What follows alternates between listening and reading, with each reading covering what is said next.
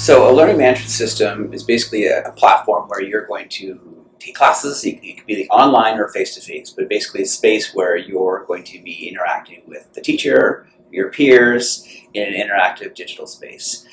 Assignments can be pushed out to you. You can submit assignments as a student. You can receive, or you can access you can access class work, class resources. It's more robust than just simply a website because a lot of times it involves having a gradebook, it involves having a discussion board, it involves having, so basically it's this ecosystem where the goal is to kind of keep students in this ecosystem. More of like, I don't want to call it a safe space, but it's a place where it's one less thing I have to keep track of as a student. And so a couple of points on this. One is here in Beaverton we deploy something like 30,000 devices, and we give our students a Chromebook and we say, here you go. But the real question is, and this is a Jim Newton question he posed last year, which is, well, what is the Beaverton student experience? When we give them a Chromebook, what is the experience? And that really got me thinking because, well, why was it necessary for us to, quote, adopt an LMS? Why couldn't we just choose whatever we wanted to? And I think the goal is to give our students a similar student experience across the district. So if our students are at middle school, moving into high school, we want our students to feel comfortable in that same learning space. Even though the classroom is different, the school is different, the learning space is much the same.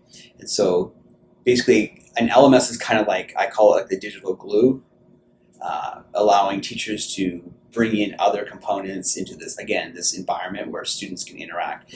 They don't need to require multiple passwords, multiple accounts. It's one place where we can go ahead and put in things like Mozilla or turn it in, or even with video. I don't need an account. I can access those through the LMS. And I think blended learning can lead to a positive impact for student learning because it basically says learning can be accessed 24 hours a day, anytime, anywhere. And quite honestly, my family motto with my kids growing up was learning is anytime, anywhere. So blended learning allows teachers to have the face-to-face capacity, but it also allows them to put resources online or to extend learning.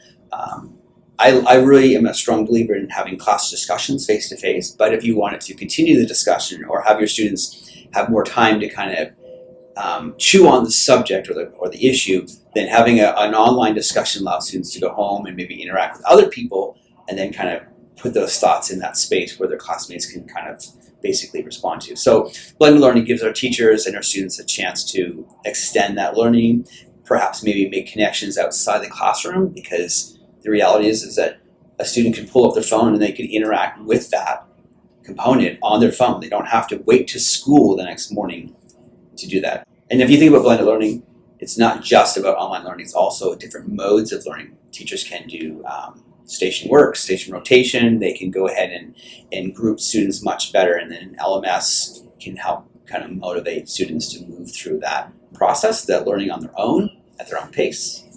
Well, I think that there are limitations when you consider the audience. We are a K-12 district. I've strongly believed over the past couple of years that though Canvas is a fantastic LMS, we use it in different ways at a higher learning, like a university would use it. And so I've often felt that we have different featured needs that are not in Canvas that we can use as a school district, K-12. One of them being, quite honestly, just a whiteboard space. I like our students to be able to engage in a question and not always be typing. It could be a whiteboard space. And so just being able to capture that.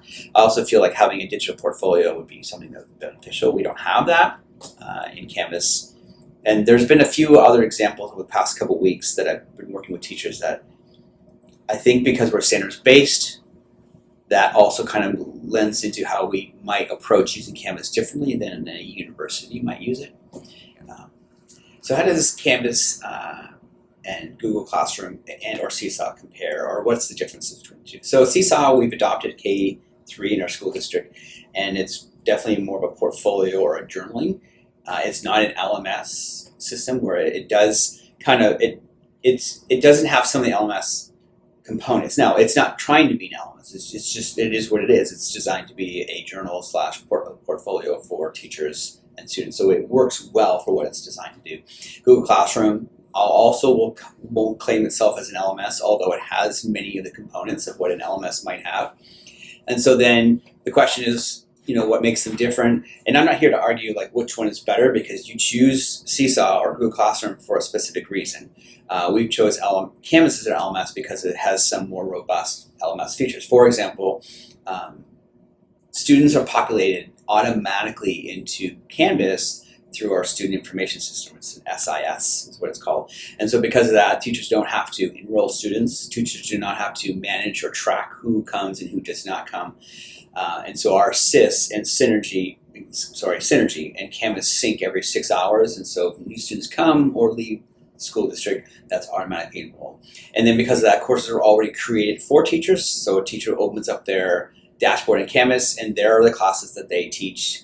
And the only thing that they need to do are publish or bring in content into the course to do so.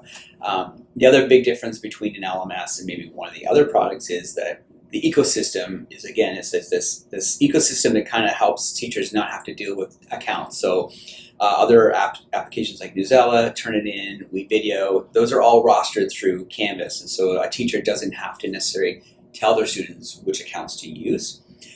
Discussion boards are all through Canvas, and so it just has this more of a academic learning feeling. You can still integrate Google. Like I encourage your teachers to Google as much as they possibly use Google into Canvas. That's the great thing, is that works really well. So that's kind of the big difference between Canvas and Google. Also, our parents are automatically enrolled into Canvas. There's no inviting parents. We already provisioned, so we have over 80,000 parents in Canvas who have accounts, and they're able to see their student work day to day. I think that the use of an LMS is actually natural in one's teaching.